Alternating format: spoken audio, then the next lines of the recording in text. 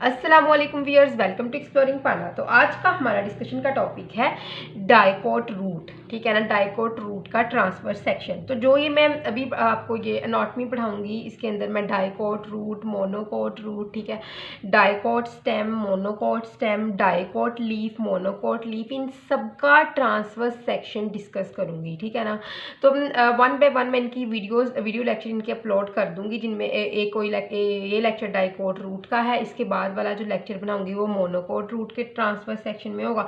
हम इसके अंदर सेकेंडरी ग्रोथ की डिटेल नहीं देखेंगे डाइकोट रूट में या डाइकोट स्टेम में। ठीक है ना, हम जस्ट देखेंगे डाइकोट रूट का ट्रांसवर्स सेक्शन किस तरह का है, क्योंकि जब आपको पता चलेगा कि इसका ट्रांसवर्स सेक्शन जो है वो इस तरह का है, फिर ही आपको अंदाज़ा होगा ना कि इसमें किस तरह सेकेंडरी ग्रोथ होती है। अभी आपको पता ही नहीं है कि ट्रांसवर्स सेक्शन जो है वो कैसा है, ट्रांसवर्स सेक्शन का स्ट्रक्चर कैसा, ट्रांसफर सेक्शन किस तरह इनका नज़र आता है, रूट, स्टेम, लीफ का, डाइकोट, मोनोकोट्स के अंदर। तो आप किस तरह सेकेंडरी ग्रोथ को डिस्कस करोगे। ठीक है ना, तो मैं आपको इन सब का transfer section one by one video lecture इनके अपलोड करती रहूँगी। ठीक है, तो आप ये ज़रूर देखिएगा। ठीक है, ये बहुत ज़्यादा हेल्पफुल होंगे आपके MCQs के हवाले से, आपके शॉर्ट क्वेश्चन के हवाले से। और जो सेकेंडरी ग्रोथ है उस वीडियो का मुझे खुद बहुत इंतज़ार है, उसके लिए मैंने बहुत डाटा जो है वो जमा किया हुआ है, उसमें मैं आपको बहुत डिटेल से पढ़ाऊँगी। ठीक है ना, तो अभी हम बात कर रहे हैं डाइकोट रूट की। ठीक है, तो डाइकोट रूट में सबसे पहली अपर लेयर को हम कहते हैं व्हाट, एपिडर्मस। ठीक है, तो ये एपिडर्मस सबसे ऊपर वाली लेयर को कहा जाता है। ठीक है, जिस तरह के डर्मस जो होते हैं ना, स्किन को कहते हैं, एपी का मतलब अपर, तो सबसे अपर स्किन जो होती है इसको हम नाम देते हैं एपिडर्मस का डाइकोट रूट्स में। ठीक है, और स्किन में से ना कोई थोड़ी बहुत इस उभार से निकलने शुरू हो जाते हैं, धागे से निकलने शुरू हो जाते हैं, जिनको हम नाम देते हैं रूट हेयर्स का। ठीक है, रूट हेयर्स का इनको नाम दिया जाता है। ठीक है, तो रूट हेयर्स की जो इन रूट हेयर की एपिडर्मस है इसको कहा जाता है राइजोडर्मिस। इनको नाम देते हैं हम राइजोडर्मिस का। ठीक है, रूट हेयर की एपिडर्मस को, इसको एपिब्लामा भी कहते हैं, पीलीफेरस लेयर भी कहा जाता है इनको, फेरस लेयर। ठीक है, इसका नाम भी इसको दे दिया जाता है। ठीक है, तो एपिडर्मस से कुछ उभार निकलते हैं जिसको हम रूट हेयर कहते हैं। और अगर ये उभार स्टेम की एपिडर्मस में से निकले तो इसको हम नाम देते हैं ट्राइकोम का। ठीक है, स्टेम एपिडर्मस में से निकलने वाले उभार को और रूट के एपिडर्मस से निकलने वाले उभार को हम रूट हेयर का नाम दे देते हैं। क्लियर। तो उसके बाद क्या होता है कि एपिडर्मस से थोड़ा सा नीचे सेल्स जो होते हैं वो होते हैं हमारे पास कॉर्टेक्स। ठीक है, ये जो सेल है इनको नाम दिया जाता है किसका, कॉर्टेक्स का। इसके फंक्शन बहुत ज़्यादा हैं। ये स्टोरेज का काम करते हैं, ठीक है ना, ट्रांसपोर्ट का काम करते हैं, स्टोरेज होती है, स्टार्च वगैरह इसके अंदर स्टोर की जाती है। ठीक है ना, तो उसके बाद आता है कॉर्टेक्स। क्लियर। तो कॉर्टेक्स से जो नीचे, कॉर्टेक्स के बाद जो सही वाला जो है तो होता है ना जो काम अब हम शुरू करेंगे वो है यहाँ से। तो यहाँ पे ये जो लेयर है ब्लैक कलर से जो मार्क की हुई है, ये वाली जो लेयर है, ये वाली, ठीक है, ये हमारे पास है एंडोडर्मिस। ठीक है, ये एंडोडर्मिस प्रोटेक्ट करती है वेस्कुलर बंडल को। ठीक है, वेस्कुलर बंडल को इसकी प्रोटेक्शन का काम होता है। उसके बाद एंडोडर्मिस के जस्ट अंदर ये जो ब्लू कलर की लेयर है ये हमारे पास है पेरीसाइकल। इसको पेरीसाइकल कहा जाता है। जो ये पेरीसाइकल होती है ना, अगर वो आपसे पूछे, आपको शॉर्ट क्वेश्चन आ जाता है कि पेरीसाइकल क्या है। ठीक है ना, तो pericycle is the layer between vascular bundle and endodermis. Endodermis और वेस्कुलर बंडल के अंदर ये के दरमियान ये लेयर है। और अगर रूट की बात करें तो रूट्स में ये जो पेरीसाइकल होती है ना, ये डिफ्रेंशिएट करके डी डिफ्रेंशिएट होती है। ठीक है, शिएट होती है, डी डिफ्रेंशिएट हो करके ये क्या बनाती है, सेकेंडरी मेरिस्टम बनाती है। ठीक है, तो पेरीसाइकल जस्ट प्रोटोजाइलम के ऊपर मौजूद है। ठीक है, और यहाँ पे ये डी डिफरेंशिएट करके सेकेंडरी मेरिस्टम बनाएगी। डाइकोट रूट्स की बात कर रही हूँ। सेकेंडरी मेरिस्टम जो होता है ये एक्ट करेगा कैम्बियम की तरह, वेस्कुलर कैम्बियम की तरह, और ऐड करवाएगा सेकेंडरी जाइलम और सेकेंडरी फ्लोएम को यहाँ पे, ठीक है ना, सेकेंडरी जाइलम और सेकेंडरी फ्लोएम ये बनाना शुरू कर देगा, ठीक है ना। तो ये कौन सी लेयर डी डिफ्रेंशिएट हुई है, पेरीसाइकिल। तो पेरीसाइकिल ने डी डिफ्रेंशिएशन करके उसके बाद इसने सेकेंडरी मेरिस्टम के अंदर कन्वर्ट होना है, सेकेंडरी मेरिस्टम ने सेकेंडरी जाइलम और सेकेंडरी फ्लोएम बनाना है, ठीक है। तो ये एलैबोरेट होता है डाइकोट रूट के अंदर, ठीक है, ये एलैबोरेशन होती है डाइकोट रूट्स में, ठीक है। तो यहाँ तक बात होगी। ये सबसे ऊपर है एपिडर्मस, एपिडर्मस के नीचे है कॉर्टेक्स, कॉर्टेक्स के बाद आती है एंडोडर्मस, एंडोडर्मस के अंदर है पेरीसाइकिल, ठीक है। एंडोडर्मस और वेस्कुलर बंडल के दरमियान में है पेरीसाइकिल, पेरीसाइकिल ने डी डिफ्रेंशिएट किया, सेकेंडरी मेरिस्टम के अंदर कन्वर्ट हो गए, सेकेंडरी मेरिस्टम ने वेस्कुलर बंडल बनाया, वेस्कुलर कैम्बियम बनाई, वेस्कुलर कैम्बियम जो है वो एक सेकेंडरी मेरिस्टम है जिसने दोबारा फिर मतलब वेस्कुलर कैम्बियम बन गई, वेस्कुलर कैम्बियम ने री डिफ्रेंशिएट किया और फंक्शन परफॉर्म किए कि कौन से सेकेंडरी जाइलम और सेकेंडरी फ्लोएम प्रोड्यूस करने का, ठीक है। तो ये यहाँ तक हमने बात कर ली है, क्लियर। अच्छा, तो अभी ये आप फर्ज करो मैं इसको ब्लैक से नहीं, मैं इसको ग्रीन से ही मार्क करती हूँ। ये ब्लू लाइन जो थी ना पेरीसाइकिल, इसके ऊपर मैं ग्रीन कलर मार्क कर रही हूँ। ये ग्रीन कलर मार्क करना इस चीज़ की अलामत है कि ये पेरीसाइकिल जो है ये कन्वर्ट होना शुरू हो गई किसके अंदर, सेकेंडरी मेरिस्टम में, या फिर आप कह दो वेस्कुलर कैम्बियम में, ठीक है। अच्छा, उसके बाद ये आपने बात यहाँ पे याद रखनी है। उसके बाद मैं अंदर वाला स्ट्रक्चर बता के ना इसका वर्क बताती हूँ आपको। यहाँ पे थोड़ा सा शॉर्ट बताऊँगी वर्क, क्योंकि हम इसको डिटेल्ड में नेक्स्ट स्टडी करेंगे, ठीक है ना।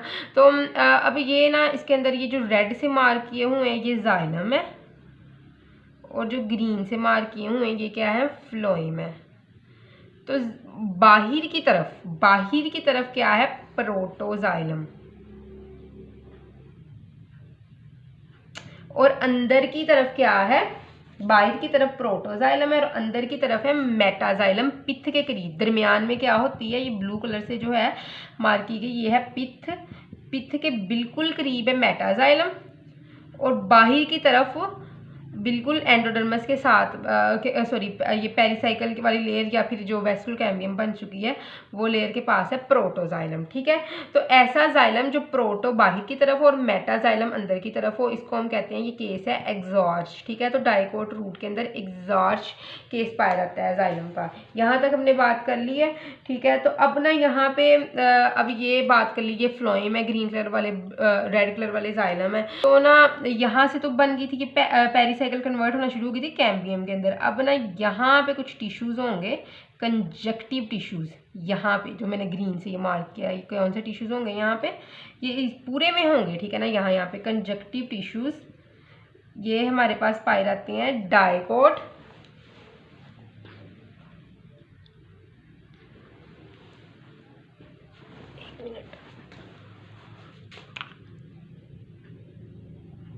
ठीक है,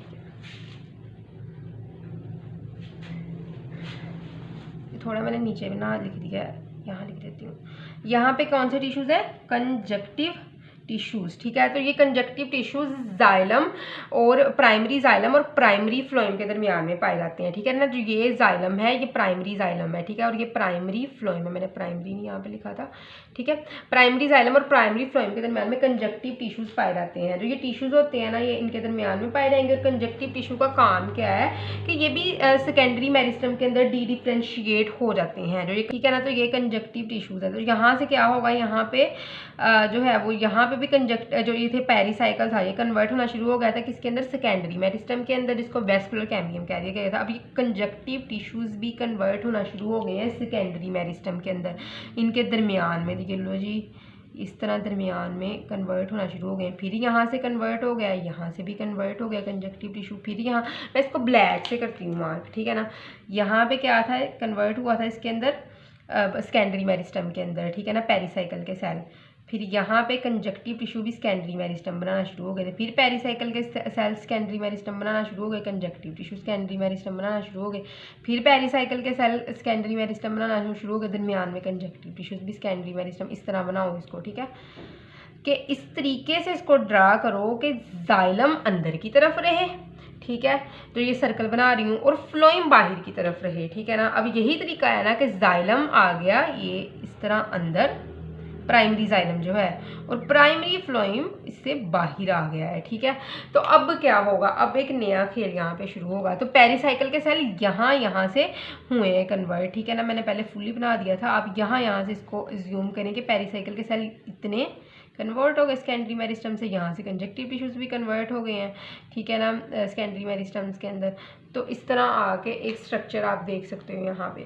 ठीक है, तो अब क्या होगा, अब यहाँ पे ना ये पूरा वेस्कुलर कैम्बियम बन गया कंजक्टिव टिश्यू की डी डिफ्रेंशिएशन के और पेरिसाइकिल की डी डिफ्रेंशिएशन से। अब यहाँ पे इस वेस्कुलर कैम्बियम ने नए सेल ऐड करवाना शुरू कर दिए। Vascular cambium started to add new cells, यहाँ पे न्यू सेल्स इसने ऐड करवाने शुरू कर दिए हैं। तो हम देखते हैं किस तरह ये न्यू सेल्स ऐड करवाएंगे। तो जब ये न्यू सेल ऐड करवाएंगे तो ये क्या करेंगे, यहाँ पे देखो इसने एक नई लेयर ऐड करवा दी है, बाहर की तरफ इसने ऐड करवा दी है। बाहर की तरफ क्या था, फ्लोएम था। ठीक है ना, तो ग्रीन से, तो इसने फ्लोएम की लेयर बाहर की तरफ ऐड करवानी है। ठीक है, और सेकेंडरी जाइलम की लेयर अंदर की तरफ। तो सेकेंडरी फ्लोएम की लेयर एक लेयर बाहर पे ऐड करवाएगा। देखो ये ऐसे था ना, हम जस्ट अभी कैम्बियम को कर रहे हैं डिस्कस यहाँ पे किस तरह इसमें सेकेंडरी जाइलम और सेकेंडरी फ्लोएम ऐड होगा। तो सेकेंडरी फ्लोएम की एक लेयर उसने बाहर ऐड करवाई है,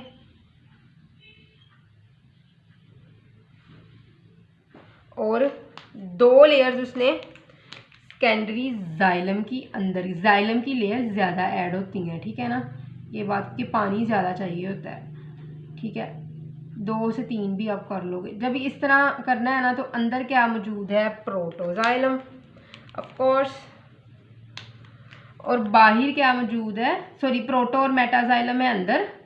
ठीक है ना, प्राइमरी जाइलम, और बाहर क्या है, सेकेंडरी प्राइमरी फ्लोएम। ठीक है ना, बाहर प्राइमरी फ्लोएम है हमारे पास। तो यहाँ क्या मौजूद है, फ्लोएम। तो ऐसे ही ना, अब एंडोडर्मस भी यहाँ पे थी हमारे पास मौजूद। ठीक है ना, एंडोडर्मस भी यहाँ पे थी।